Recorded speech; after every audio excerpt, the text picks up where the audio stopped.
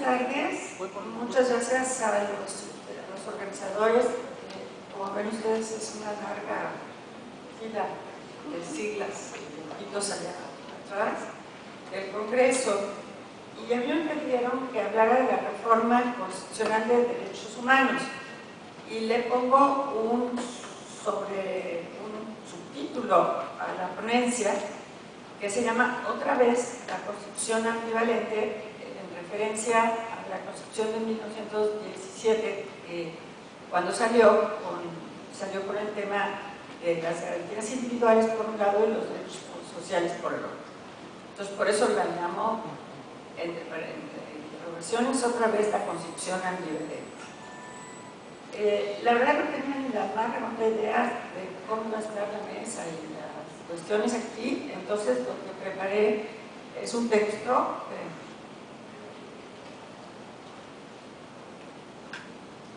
que calculo leer en unos 40 minutos y para que haya tiempo de 10 minutos de preguntas, porque después ya vendrán los demás conferencistas. Y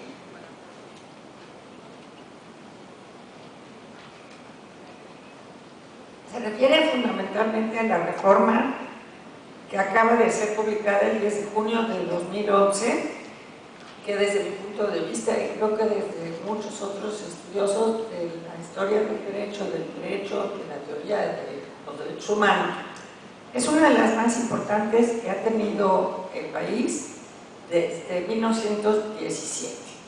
Modificó, ustedes lo saben, la denominación del capítulo primero, título primero y 11 artículos, el 1, el 3, el 11, el 15, el 18, 29, 33, 89, 97, 102 apartado B y 105 fracción segunda, inciso B. Y en los próximos minutos haré referencia a las modificaciones más relevantes, pero precedida de un marco histórico que la contextualiza. Poco antes de la transición del Ejecutivo Federal, cuando ya pasó los 70 años de hegemonía del partido dominante, el PRI, por el PAN, entre los años 98 y 99, en un trabajo sobre las transiciones y los diseños institucionales en nuestro país, José Antonio Caballero y la Gesto escribe, bueno, la Gesto habla, planteábamos que desde el punto de vista del diseño institucional en la Constitución, a partir de 1982 se había iniciado el tránsito hacia un nuevo modelo, que dejaba de lado el social revolucionario que se formó, desarrolló y agotó entre 1920 y 1967. Al agotarse, comenzó a ser sustituido por otro, como suele suceder en la historia del derecho. Eso no es una cosa nueva, es simplemente que nos tocó vivirla a muchos de los que estamos aquí.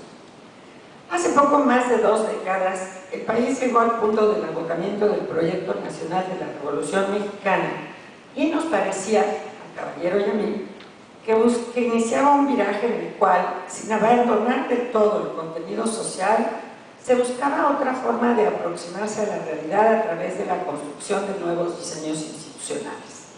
En aquel entonces se hablaba de una modernización, de la transición a la democracia, que fue el más socorrido, y algunos autores simplemente planteaban los hechos en términos de la actualización del texto constitucional a la nueva realidad social, política y económica, conforme a la ya casi centenaria tradición de adecuar la Constitución real y la escrita mediante la acción del constituyente permanente.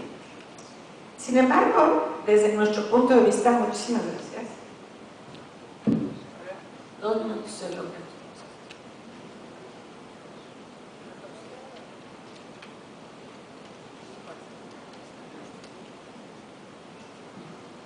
¿Ahí se oye bien para todos? ¿Sí? Sin embargo, desde nuestro punto de vista, los contenidos de la agenda permitían vislumbrar algunos cambios importantes sobre la forma en la que se había entendiendo la Constitución en México. Y entre ellos señalábamos las entonces recientes modificaciones en materia económica, en derechos humanos, en participación política y en el Poder Judicial.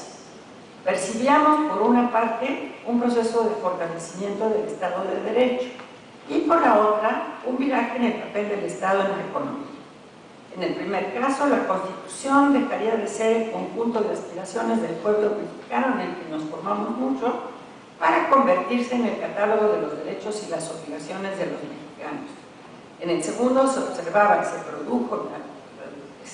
produjo la reducción del aparato estatal en el diseño de la política económica.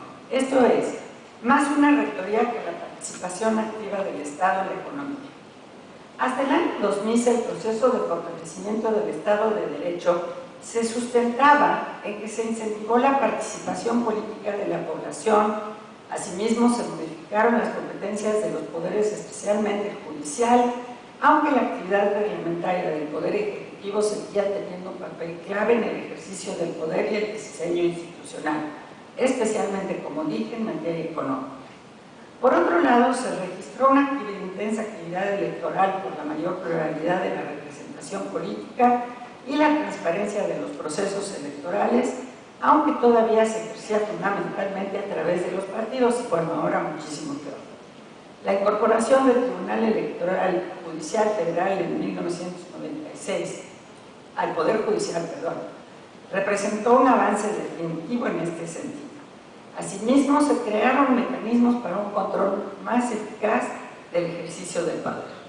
En materia de derechos humanos, podemos destacar la reforma de 1992 al artículo 102 de la Constitución, que creó los órganos no jurisdiccionales de protección de los derechos humanos, tanto en la Federación como en los estados. Algunos de ellos fueron autónomos respecto de los gobiernos cuya actividad vigila. Se modernizaron las relaciones de las iglesias con el Estado, partiendo de la base del reconocimiento jurídico de las primeras. Esta reforma marca el fin de uno de los postulados más radicales, o marcó en su tiempo, del Proyecto Nacional Revolucionario. La reforma al Poder Judicial fue uno de los aspectos más relevantes de los cambios. Entre 1994 y 1996 se modificó su estructura, empezando por la Suprema Corte de Justicia, para transformarla en los hechos, porque no se ha hecho nunca en el marco constitucional, en un tribunal constitucional. Se fijaron las facultades del Consejo de la Judicatura y se plantearon las bases para el establecimiento de la carrera judicial. En materia municipal se modificó el artículo 115 para permitir una mayor autonomía institucional, se fortaleció la vida institucional del municipio, pues se le concedieron nuevas facultades, y la controversia constitucional equiparó el poder municipal al poder federal y al estatal. Vida y dulzura, después van a empezar los puntos medios. Otros cambios significativos se plasmaron en las reformas a los artículos 4 y 32 de la Constitución, aprobadas en 1992 y 97 respectivamente. En el primer caso se reconoció a México como una nación pluricultural, y en el segundo se admitió la posibilidad de los mexicanos aspirar a una segunda nacionalidad, dado que desde la perspectiva del constituyente de 1917 los mexicanos aparecíamos como un grupo homogéneo. Estas modificaciones modificaron otro de los pilares del modelo revolucionario. En materia económica destacaron los cambios del 25, 26, 27 y 28, que redujeron el papel de la Federación como encargada de impulsar el desarrollo nacional, proponiendo la participación de los estados y municipios en dicha función y disminuyendo el carácter rector del Estado a través de los poderes federales.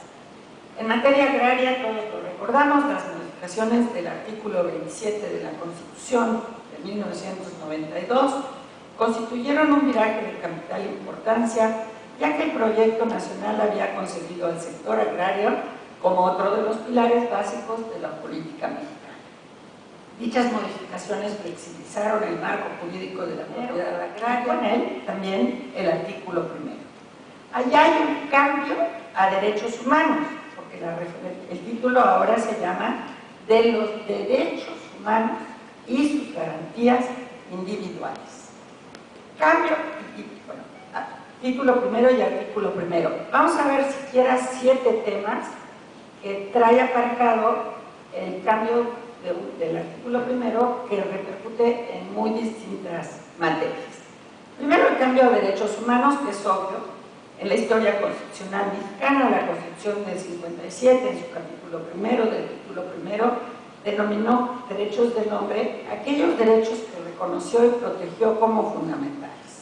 La Constitución del 17 optó por el término garantías individuales, recogiendo en gran medida el contenido del primer capítulo de la Constitución anterior, con adiciones muy importantes en materia agraria, que sí estaban dentro de la parte dogmática, y la protección de los derechos laborales, que ya no estaban en la parte dogmática. Fuera de la parte dogmática estaba casi todas las garantías también, y siguen estando, del debido proceso de la ley y todo el amparo. La reforma constitucional modificó la denominación de los derechos humanos y sus garantías, como dije. Los motivos primordialmente fueron dos. El cambio de los derechos humanos se hizo con la finalidad de manejar una denominación acorde a los estándares internacionales reforzados por los compromisos que ha adquirido el Estado mexicano a través de la ratificación de los tratados internacionales en la materia, porque la expresión garantías individuales otorgadas por la Constitución no estaba acorde con el reconocimiento universal de los derechos humanos que prevalece a partir de la Declaración Universal de Derechos Humanos de 1948. Fíjense ustedes desde cuándo. Mantener la expresión y sus garantías tuvo por objeto no apartarse de la original intención del legislador constitucional y destacar la efectividad de la protección de estos derechos. Es lo que dijeron las cámaras. En el artículo primero, el corazón de la reforma, como adelante se verá, se encuentra en el artículo primero constitucional por muy diversas razones. He de referirme ahora al cambio del vocablo garantías por la expresión de derechos humanos. El artículo primero dice ahora: en los Estados Unidos mexicanos todas las personas gozarán de los derechos humanos reconocidos en esta Constitución y lo que mayores consecuencias tiene, y en los tratados internacionales de los que el Estado mexicano sea parte. Siguiendo la letra y el espíritu del cambio de denominación en el título, en el artículo primero se realizó la misma adecuación, aunque hay otras modificaciones que también deben señalarse. Incorporación del lenguaje neutral. Vuelvo a decir, pero ahora más completo, cada vez voy a ir diciendo el artículo más completo. El artículo primero, en su primer párrafo, indica: en los Estados Unidos mexicanos todas las personas gozarán de los derechos humanos reconocidos en esta Constitución, reconocidos también lo tengo en negritas porque es cambio, y en los tratados internacionales de los que el Estado mexicano sea parte, así como de las garantías para su protección, cuyo ejercicio no podrá restringirse ni suspenderse, salvo en los casos y bajo las condiciones que esta Constitución establece. Hay que destacar el cambio de individuo-persona, que fue argumentado en la Cámara de Diputados sobre la base de la inclusión del lenguaje de género, lo que fue asumido por la de senadores para incorporarlo también en otros artículos. Muchos autores ven aquí una vuelta a los principios naturalistas, por lo menos las cámaras no lo dijeron. Dijeron lenguaje de género y la otra dijo que estaba bien. El informe sobre el lenguaje no sexista en el Parlamento Europeo refiere que la utilización del masculino con valor genérico y plural es frecuente. Se aplica a hombres y mujeres conjuntamente, cualquiera que sea el número de ellos y de ellas en el grupo. No obstante, el uso del masculino genérico puede producir ambigüedades y confusiones que pueden dar lugar a una falta de visibilidad de las mujeres en el discurso, por lo que conviene recurrir a técnicas de redacción que permitan hacer referencia a las personas sin especificar su sexo. Esto viene desde la Declaración Universal de los Derechos Humanos, y Eleanor Roosevelt, la esposa del entonces presidente Roosevelt, exigió mucho y lo logró que en la declaración se reemplazara la frase todos los hombres por todos los seres humanos.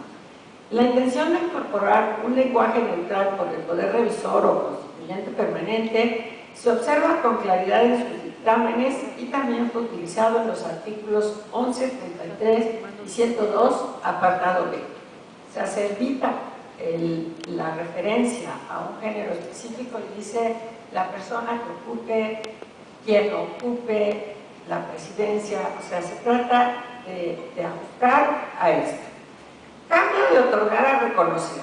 Este a mí me causa muchas dudas.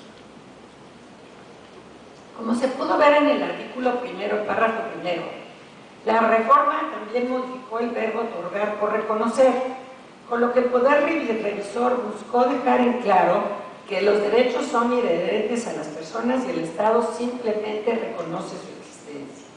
Las comisiones respectivas de la Cámara de Senadores indicaron: queda claro que ahí se encuentra el corazón de la reforma, y agregaron, pues se reconocerán explícitamente los derechos humanos como derechos inherentes al ser humano, diferenciados y anteriores al Estado, y se les dotará por ende del más pleno reconocimiento y protección constitucional. Aquí también muchos autores ven una posición naturalista. Ellos, los senadores, por lo menos así lo manifestaron, lo vieron desde esta perspectiva que es más llana. La incorporación de tratados internacionales. Esa es la verdadera revolución de la reforma. Asimismo, en este artículo y párrafo se encuentra el germen de una profunda transformación de todo el orden jurídico mexicano, ya que se estableció expresamente el reconocimiento de los derechos humanos en la Constitución y en los tratados internacionales, que México se aparte con la única diferencia de su pueblo. ¿Se acuerdan ustedes que antes lo que existía era una jerarquización, una sola, en una tesis de la Corte, que nunca más quiso volver a pronunciarse sobre el tema? Con ello, la reforma deja abierto el campo de la aplicación a todo tratado internacional vinculante para México en el que se reconozcan derechos humanos, a diferencia de la tendencia en otros países que en años recientes han dado un trato preferencial a los tratados sobre derechos humanos. Esa fue una discusión y se optó por el camino de decir nada más tratados en que se reconozcan derechos humanos. El artículo 105, fracción 2, inciso G, incorporó a la facultad de la Comisión Nacional de los Derechos Humanos de ejercitar acciones de inconstitucionalidad, la de interponerlas contra las leyes o tratados que afecten derechos humanos consagrados también en tratados internacionales. Casi ninguna de estas cosas es todavía realidad cotidiana. Va a estar bastante complicado sin leyes reglamentarias que además parece que nos están apurando con ellas. Otro punto importante es el principio pro persona. El segundo párrafo del mismo artículo primero constitucional, conforme a la reforma, señala: las normas relativas a los derechos humanos se interpretarán en conformidad con esta Constitución y con los tratados internacionales de la materia, favoreciendo en todo tiempo a las personas la protección más amplia. En el párrafo antes citado se incorporó lo que se conoce como el principio pro persona, antes denominado pro homine, el cual indica que ante dos normas, una constitucional y otra de un tratado, se preferirá a la que más proteja a la persona al momento de la interpretación. La Cámara de Diputados, o sea, la mismísima representante de la soberanía popular, respecto a esta decisión indicó: la incorporación del principio pro persona obedece a la obligación del Estado de aplicar la norma más amplia a la interpretación más extensiva cuando se trata de reconocer derechos protegidos, e inversamente a la norma o a las interpretaciones más restrictivas cuando se trata de establecer restricciones permanentes en el ejercicio de los derechos o su suspensión extraordinaria. Con este criterio se aplica el criterio de, bajo esta perspectiva se aplica el criterio de interpretación y no el de jerarquía de las normas, en el que según la jerarquía que se otorgue es la norma que prevalece. Incorporación de los principios de derechos humanos. Aquí se incorporó algo que se decía todos los días en las clases de derechos humanos y es el tercer párrafo del propio artículo primero y dice: todas las autoridades en el procedimiento, adicionando lo que se conoce como el núcleo duro de derechos. El artículo ya se había adicionado desde 2007 con todo este complejo procedimiento de que si se declara la suspensión de garantías, el presidente de los Estados Unidos, ¿se acuerdan que al mero principio era solamente con la aprobación del Senado? Y luego se puso de acuerdo con los titulares de las Secretarías de Estado, la Procuraduría General de la República, la aprobación del Congreso que ya estaba, con la Comisión Permanente. y por un tiempo restringido, por medio de prevenciones generales y sin que la restricción o suspensión se contraiga a determinada persona. Y ahora, bueno, todavía que estuviera reunido el Congreso y todo eso, conforme a las reformas de 2 de agosto de 2007, perdón, esto era el texto conforme a las reformas de 2007, en 2011 se agrega la restricción o suspensión del ejercicio de los derechos y garantías debe estar fundada y motivada en los términos establecidos por esta Constitución y ser proporcional al peligro a que se hace frente, observando en todo momento los principios de legalidad, racionalidad, proclamación, no sé si es a voz de pregonero, pero bueno, dice proclamación, publicidad y no discriminación. Y luego esta es muy similar. Cuando se ponga fin a la restricción o suspensión del ejercicio de los derechos y garantías, bien sea por cumplirse el plazo o porque así lo decrete el Congreso, todas las medidas legales y administrativas adoptadas durante su vigencia quedarán sin efecto de forma inmediata. El Ejecutivo no podrá hacer observaciones al decreto mediante el cual el Congreso revoque la restricción.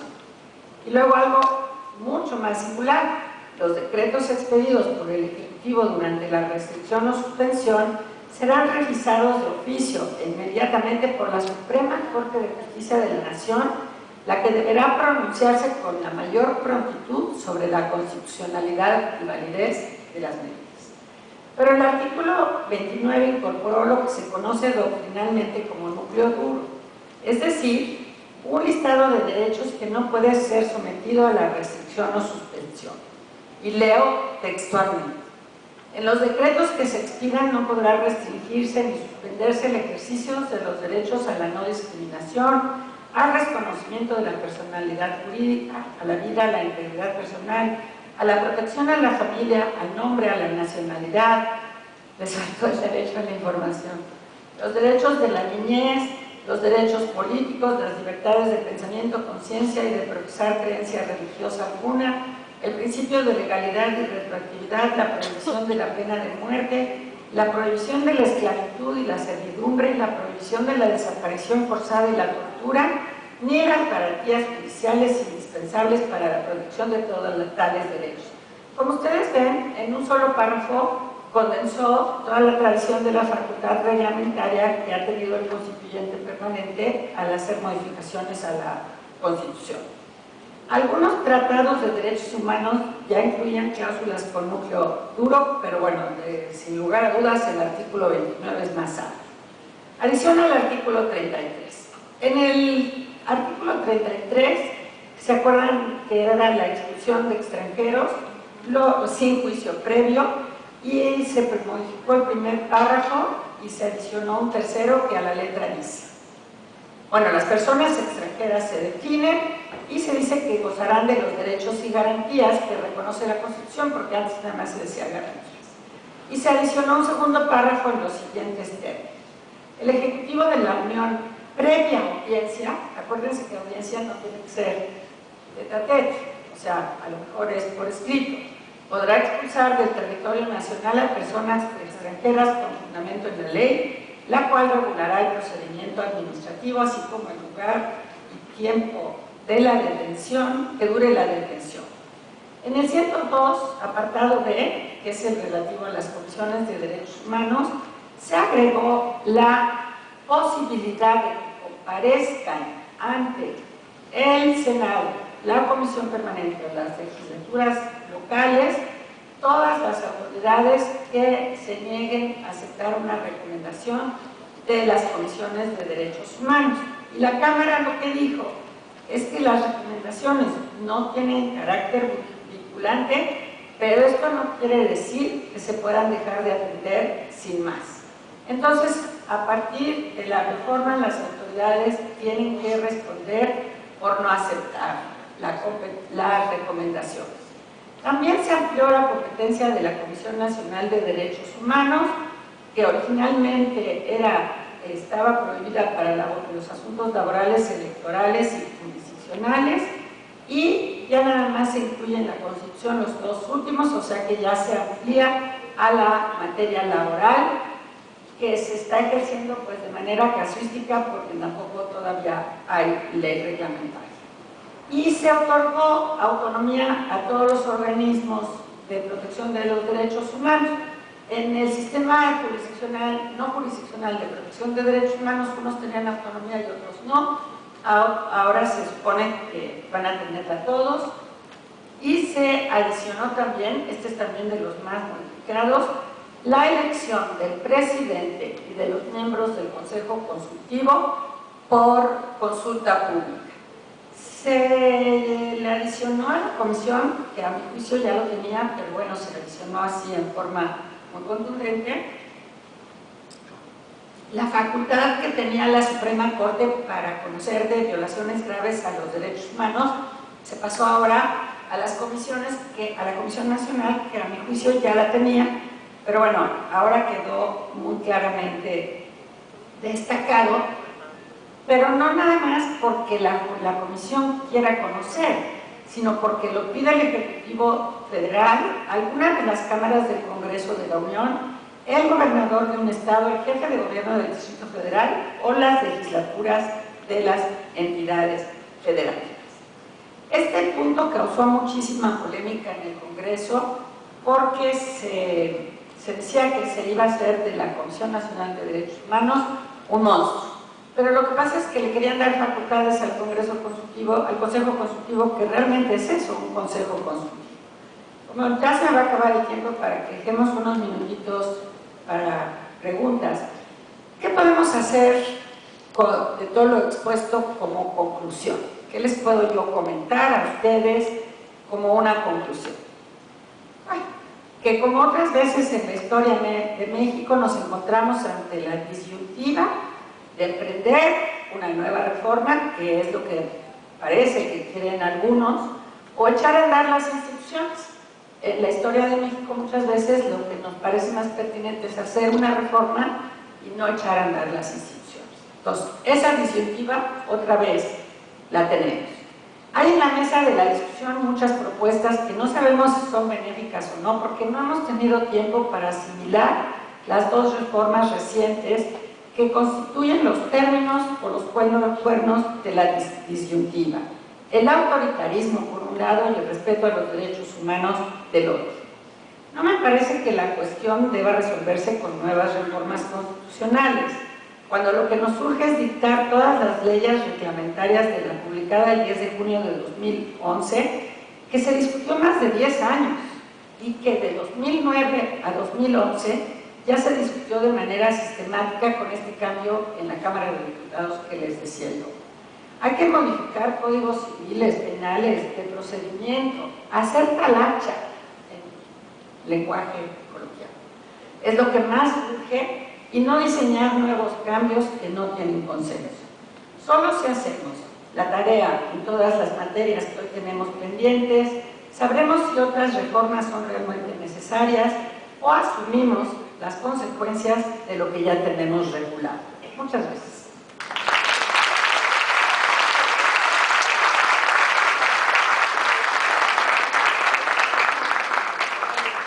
Tenemos 10 minutillos para hacerle preguntas a la doctora. No sé quién tenga alguna que quiera hacer. No vamos a salir de la ley del talón.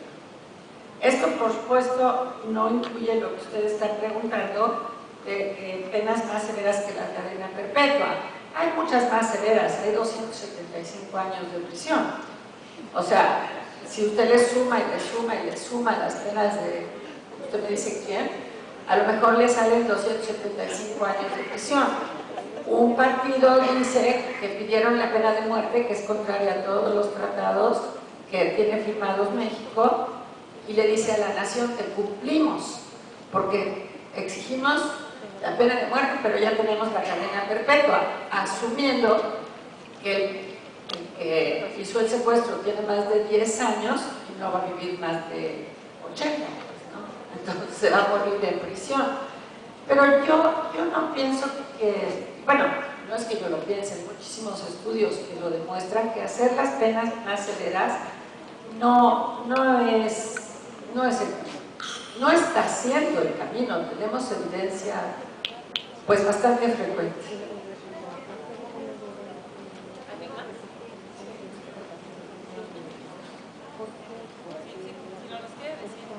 Quiero saber su opinión respecto a la protección de la vida humana desde la concepción, como lo establece el Pacto de San José. ¿Sería benéfico que se precisara en el marco constitucional? Yo pienso que no.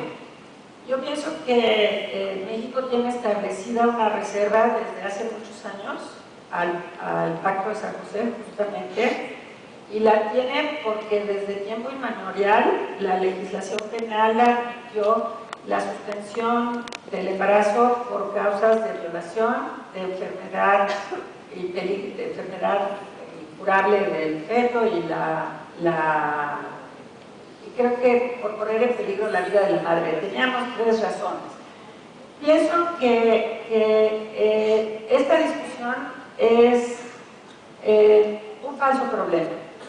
O sea, es volver a traer una discusión que en el fondo es ideológica y que no tiene salida. No tiene salida porque se basa en creencias. Yo ahorita le dije, yo pienso que no, pero le puedo decir, yo creo que de ninguna manera, y me cambio de terreno. Yo le digo, yo pienso que no, le digo cuál ha sido nuestra tradición jurídica y pienso que debió haberse quedado así. La modificación, la interrupción del embarazo a las 12 semanas de gestación en el Distrito Federal desencadenó toda esta reacción que fundamentalmente es ideológica. Porque, bueno, yo quiero pensar que de manera muy sincera ahora todos los mexicanos se preguntan, se preocupan por todos desde el momento de la concepción.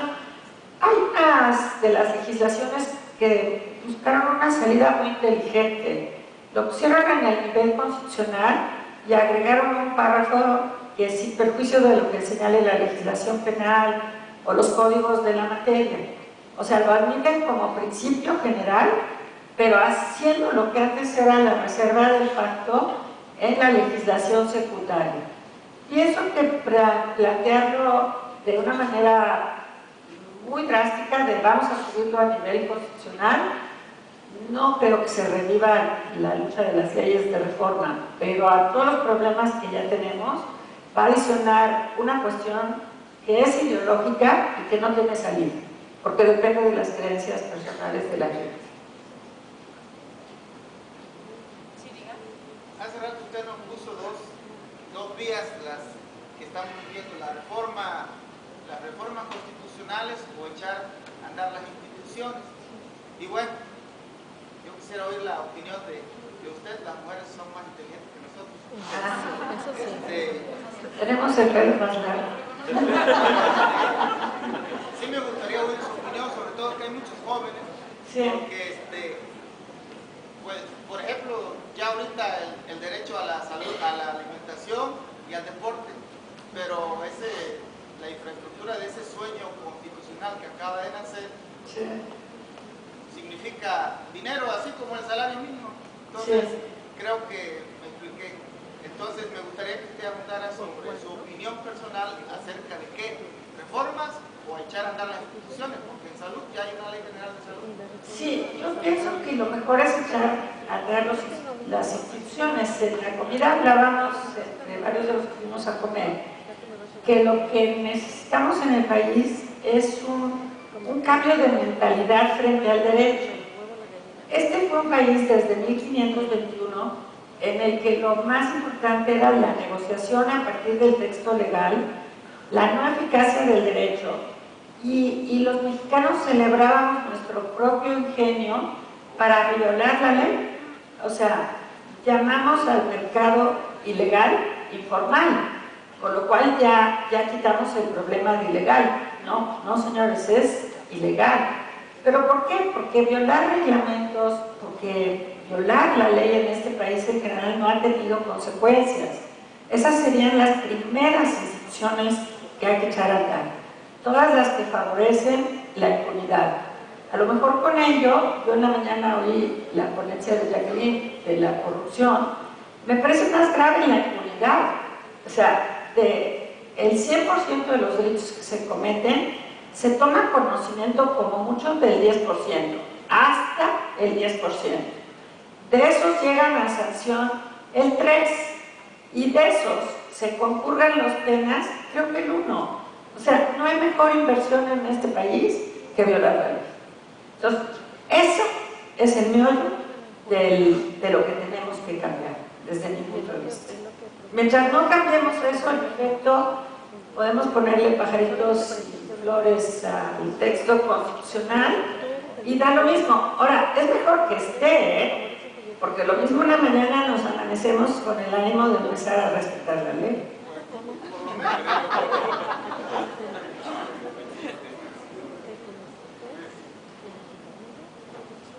Ah, ¿de veras quieren que les diga qué opino del tipo penal para el estado de Veracruz de perturbación al orden público?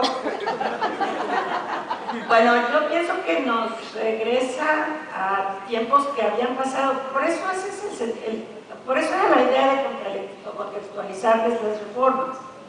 Porque al final, en el año 2000, bueno, parecía que de veras el camino era ancho y que íbamos a transitar juntos, no hacia la democracia, pero sí al fortalecimiento del Estado de Derecho, mayor participación ciudadana.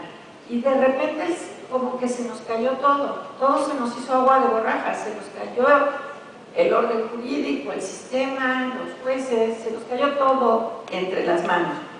Yo creo que en esa línea se inscribe la perturbación al orden público de este tipo penal del Estado inconstitucional. Pero bueno, una forma de echar a andar a las instituciones es pues que se pida una acción de inconstitucionalidad, ¿no? A ver qué dice la Corte si es inconstitucional, porque de nada sirve que nosotros lo discutamos y lleguemos a sesudas conclusiones. Quizá lo que estamos necesitando es que se pronuncie la Corte sobre el particular. Y una cosa que no me está preguntando, pero que quizás sí conviene que comentemos ante mi minuto y medio que me queda, es que ahora va a haber un problema adicional. Por eso les digo que ahorita es cuando empiezan los problemas, que es que antes todo lo que estaba en la Constitución o se decía constitucional, se presumía que todo lo que estaba, algo que está en la Constitución no es inconstitucional, ni siquiera el arraigo de 200 días, o no sé en cuántos días van ya. Pero resulta que ahora lo vamos a tener que contrastar contra estándares internacionales, pero necesitamos poner los amparos, necesitamos poner las acciones de inconstitucionalidad. O sea, si no lo hacemos, lo que necesitamos es como un cambio cualitativo en toda nuestra clase jurista. Y tienen ustedes razón, aquí hay muchos jóvenes, ojalá que los jóvenes lo entiendan y lo hagan suyo.